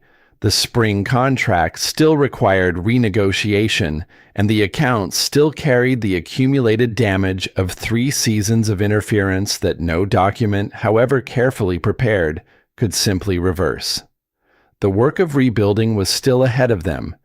In some ways, naming the problem had made its dimensions clearer rather than smaller, And there was a particular kind of difficulty in seeing something clearly that had previously been obscured, because clarity meant there was no longer any possibility of mistaking the size of what needed to be done. But the quality of the air had changed. Iris noticed it first in Red, who came back from town the morning after the meeting with the report that the complaint against him had been quietly withdrawn, not resolved in any formal public way, just folded back from wherever it had been advanced and disappeared. He told Weston this at the kitchen door, the way he delivered all information, plainly and without embellishment, and then he went to begin the day's work. But before he turned from the doorway, he looked at Iris, and he gave a single nod that was not a thank you, in the way that speeches are thank yous, but was a thank you in the way that counted, the acknowledgement between two people who understand without discussion what has passed between them. Iris said, "Good morning." He said good morning back, and that was all. And it was enough. She was in the kitchen when she heard it, standing at the basin, and she set down what she was holding and stood still for a moment, the way a person stands still when something they have been waiting for, without admitting they were waiting for, it has finally happened. She went to her room. She opened the bag that had traveled with her from her old life, the bag that had come off the coach on the afternoon she arrived, that had been in the corner of the bedroom through the weeks of illness and recovery and all the weeks that followed.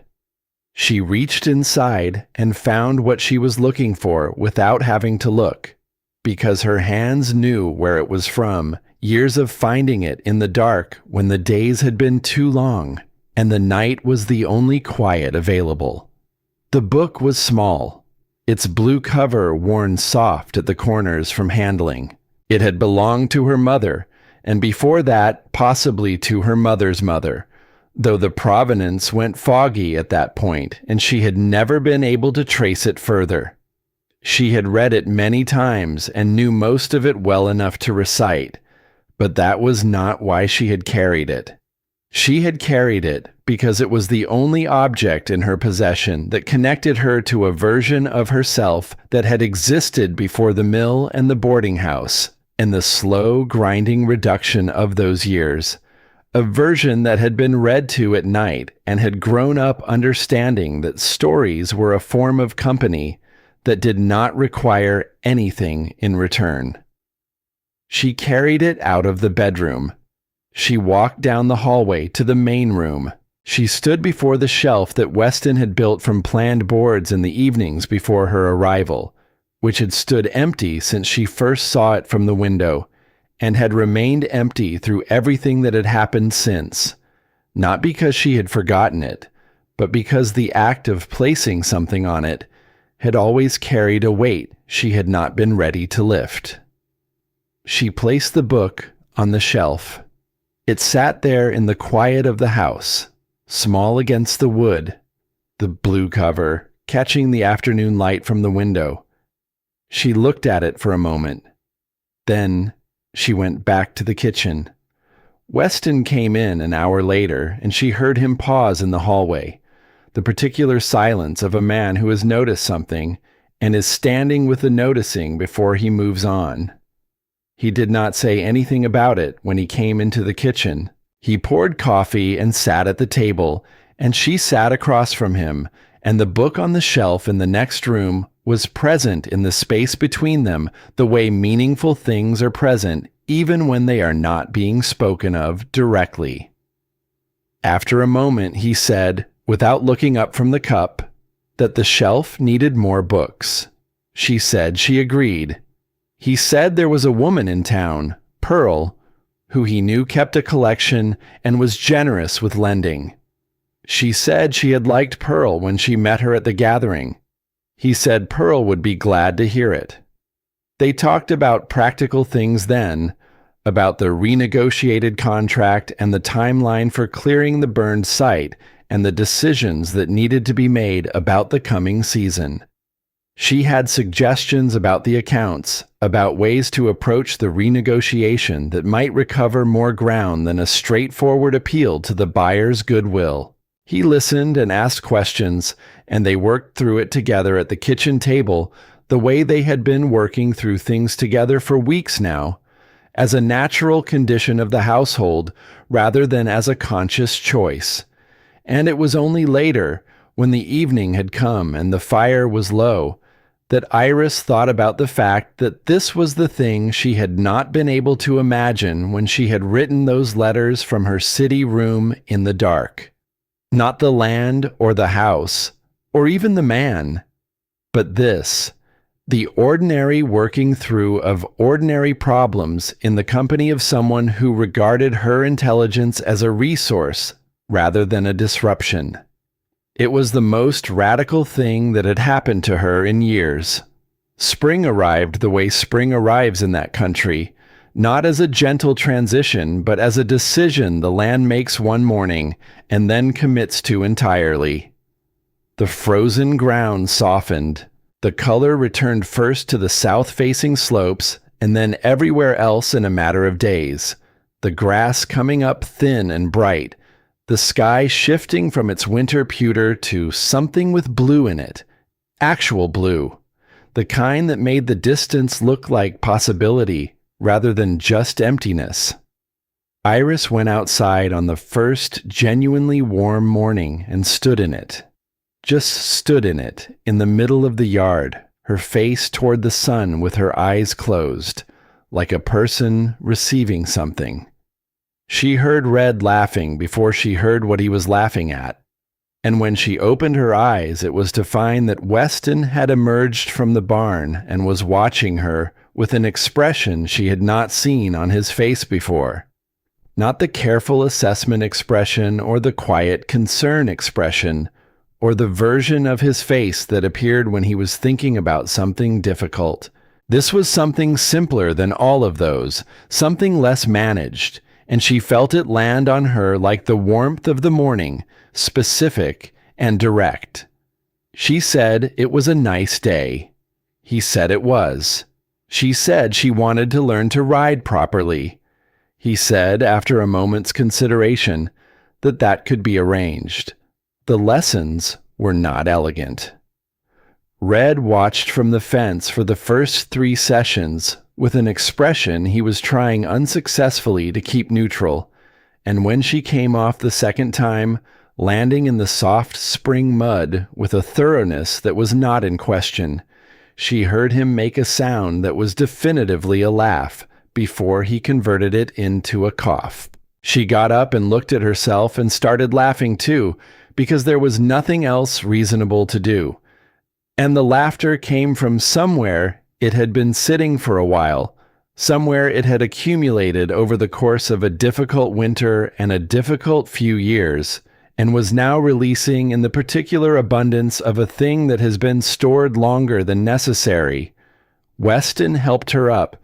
He had mud on his hands from where he had caught her arm, and he looked at it briefly and then looked at her, and his face was doing the thing again, the unmanaged thing, and she held onto his hand for a moment longer than the assistance required. She got back on the horse. The garden was her project from the beginning of the warm weeks. She had thought about it through the winter, in the way that people confined indoors think about what they will do when the outdoors becomes available again, and she had decided on a plot behind the kitchen that got the right amount of sun and was close enough to the well to be practical. Weston came home one afternoon in the second week of spring to find her on her knees in the turned earth, her hands dark with soil, and he stood at the edge of the plot and asked what she was planting. She told him. He nodded at each variety with the consideration of a man who understood the relationship between a garden and the months that came after it, the practical alchemy of turning spring work into winter provisions. Then he went to the barn and came back with a length of fencing she had not asked for, which he put around the perimeter of the plot without comment, because the deer were a known quantity in this region in the spring, and a known quantity did not need to be explained.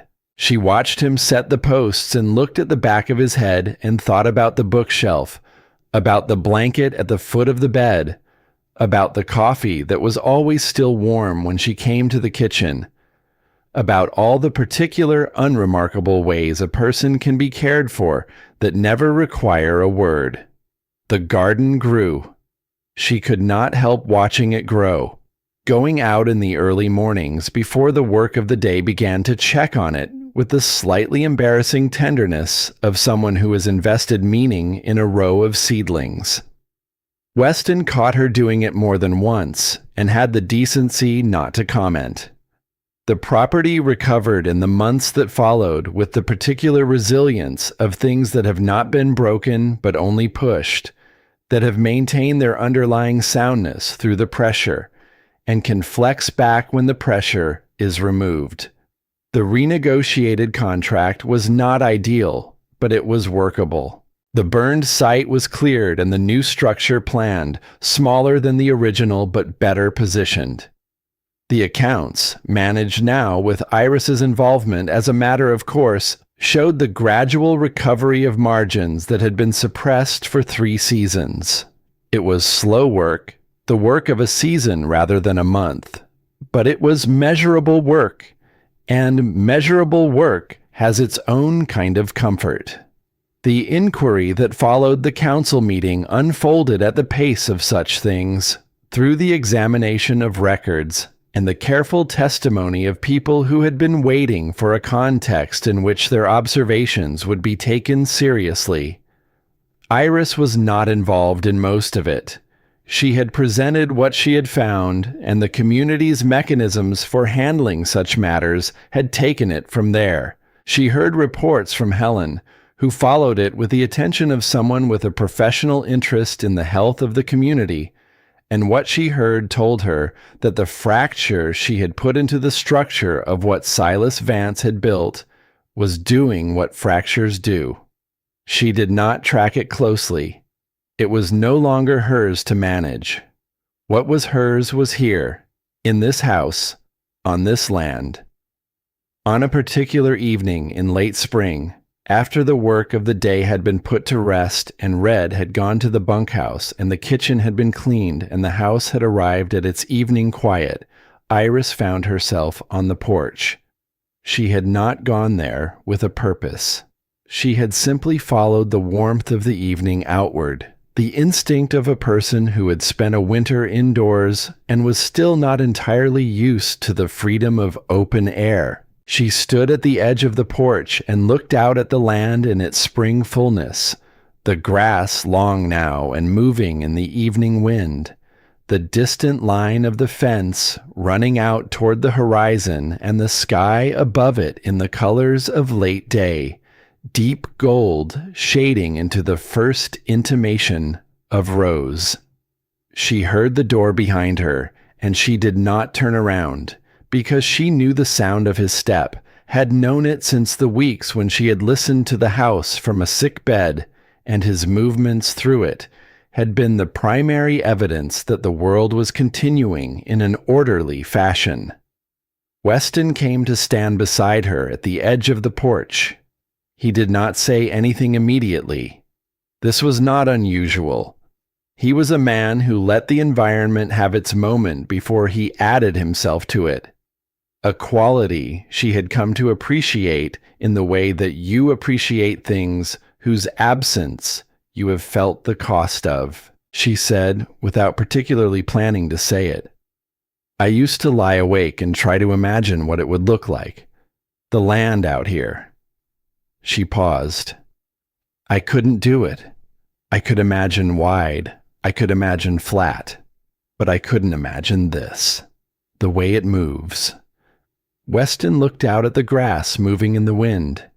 He said he had grown up inside this landscape and stopped seeing it, the way a person stops seeing what has always been there, and that she had given it back to him somewhat, the way she looked at it.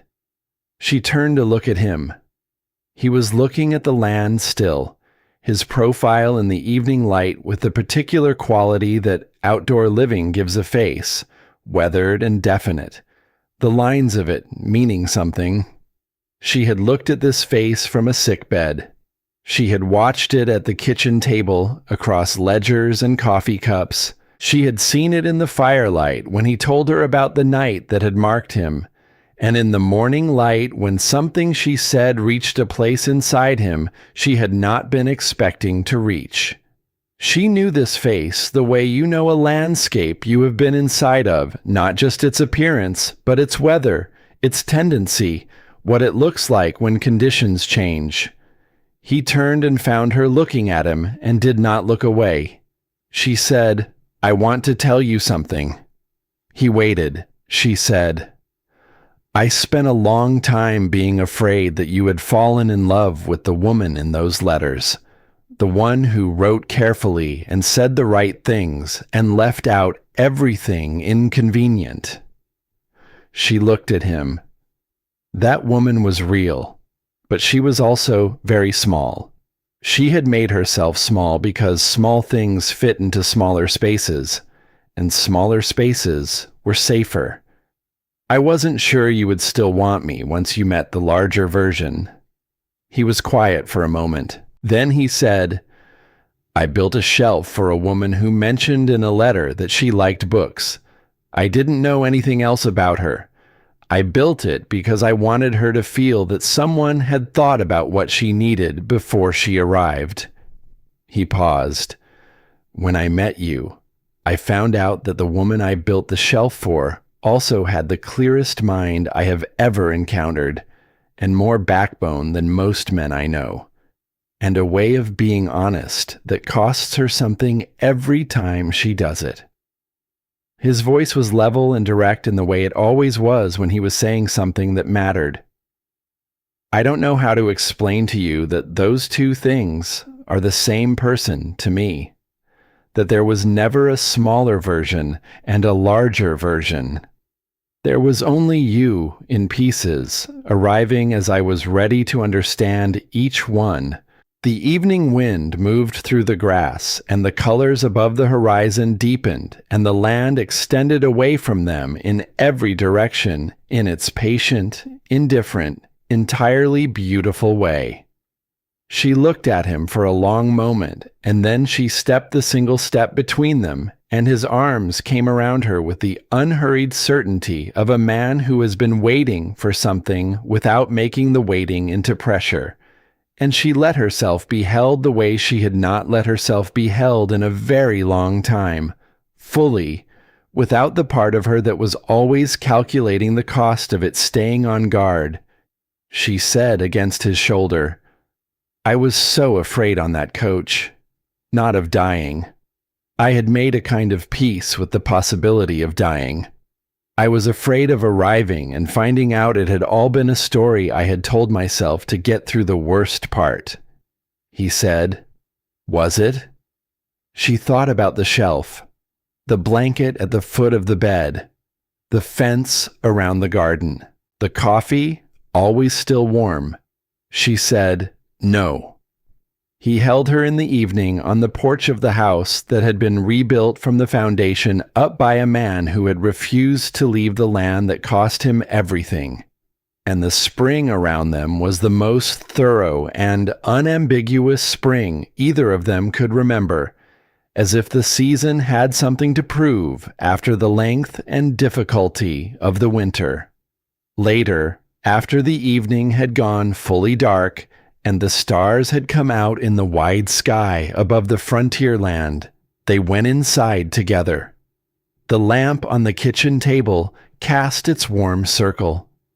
On the shelf in the main room, the small blue book sat where she had placed it, no longer the last remaining object of a previous life, but the first object of this one, the beginning of a collection that would take years to build.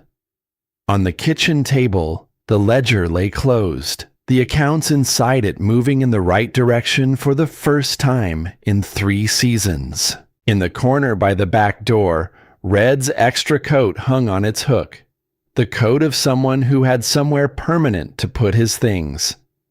Iris stood in the kitchen doorway and looked at the room, at the ordinary evidence of a household that had been assembled from difficulty and intention, and the particular kind of luck that is not luck at all, but the accumulated result of two people refusing to stop when stopping would have been the easier choice. Weston came to stand beside her in the doorway, and they looked at the room together. She placed her hand against her side, a gesture so small and private it was barely a gesture at all, and felt the thing she had been feeling for the past several mornings, with a quiet wonder that she had not yet found the words for. She would find the words. There was time now. There was, for the first time in as long as she could remember, an abundance of time, and people to spend it with, and land to spend it on, and a future that looked like something she had built, rather than something that had simply happened to her. On the porch outside, the battered bundle of dried wildflowers stood in its small jar on the railing. The flowers Weston had cut on the morning she arrived, carried through 3 hours of cold and a season of everything else, dried and preserved and kept not as a sentimental gesture, but as a fact, the way Weston kept most things, because it had been the beginning of something, and beginnings deserved to be marked. She had not touched them, but she looked at them every time she passed. The wind moved through the grass. The stars were clear and numerous above the land. The lamp in the kitchen window burned its steady light into the dark in the way that lights do when the house they belong to has people in it who intend to stay. Inside, the shelf held one book. It would hold more. That was enough to know for now. That was, in fact, everything.